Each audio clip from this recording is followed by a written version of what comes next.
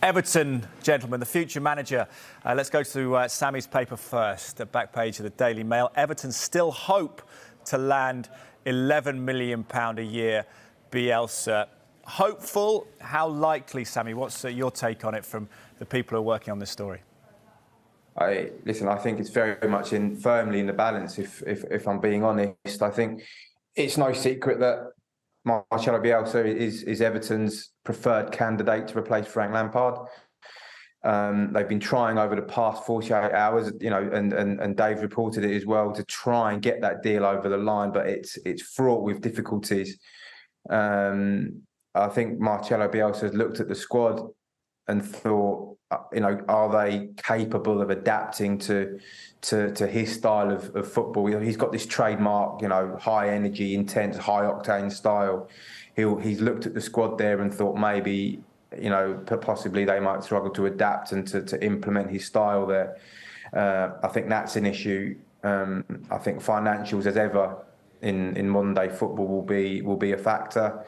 My understanding is that he earned in the region of it was upwards of £11 million a year at Leeds, but that covered the costs of his staff as well, so it wasn't all for him. But it's still quite a lot. Well, it's still a big outlay, particularly for a club like Everton at the moment, who are cash strapped and have a sort of an array of financial difficulties that are well documented. So I think there's a lot of hoops that Everton still need to jump through to get that deal over the line. They're trying. Whether they're hopeful or not, only they can really tell you. But they're not giving up the ghost just yet, put it that way. Yeah, David, interesting that Marcelo Bielsa has never taken over a European job mid-season, and Sammy references the fitness concerns and his intensity that he likes to implement in the summer. Let's look at another option, maybe more pragmatic option, the back page of the Star. Time to roll the Dyche. Is this the moment? Is this a good fit for Everton and Sean Dyche right now?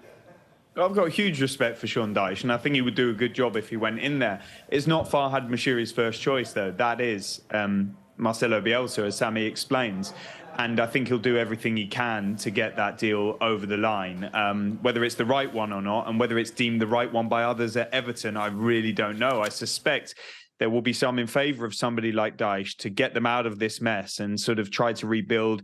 He would come with a smaller staff, and I think it would be a less complicated deal to strike. And then in terms of other options, we've seen Ralph Hasenhüttl mentioned. It's been said to me that he won't be going there, and it's very unlikely that he would take it.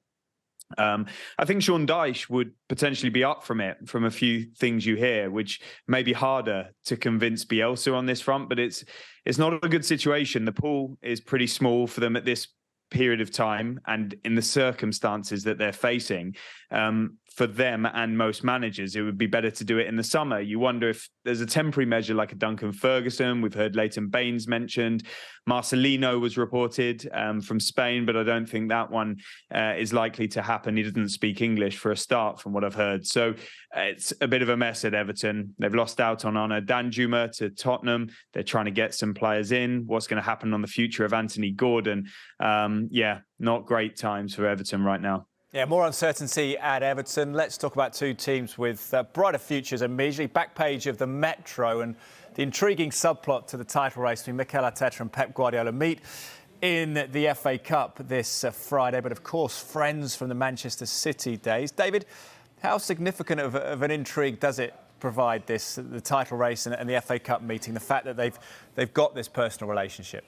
Yeah, it's a brilliant subplot, and another headline writer's dream the papers are going to lap up, because they're so close.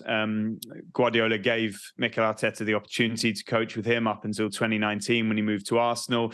And Arteta was said by many to be some real brains behind the operation there at City, and that he was as big a help to Guardiola as Guardiola was to him. And he's ridden the storm at Arsenal just over a year ago. Many were calling for him to be sacked, but the club stood by him. And now he's going toe-to-toe with his mentor, and it's protege meets master tomorrow night at the Etihad, and they'll do battle again twice in the Premier League in February and April. So yeah, Arsenal are holding their own, and I think they've got a really good chance of the title now. Of course, City have a deeper squad, as the articles point to, but Arsenal are 5 points ahead with the game in hand. maybe the pressure off them a little bit in this FA Cup game, although they're the record all-time winner of this competition with 14 trophies. So that this could be a rivalry for many years to come if both clubs keep competitive and keep investing and keep their managers at the helm. Yeah, what about the touchline behaviour of Mikel Arteta, Sammy? What do you make of that? Because is he going to have to keep cool at the Etihad if this is a sort of psychological taster of the league games to come? Because he's been quite candid about that today, hasn't he, Arteta, saying perhaps he can improve in that regard. Yeah, personally, I don't see an awful lot wrong with Sean. Obviously, you can always overstep the mark, but it just signifies and portrays how much he wants to win, how much he wants to get over the line in matches. And listen, I know these guys are role models, right? And they need to be setting examples to the guys that are watching, to the younger generation. But sometimes your emotions can get the better of you. None more so when you're going for the Premier League title. The first in God knows how long for Arsenal.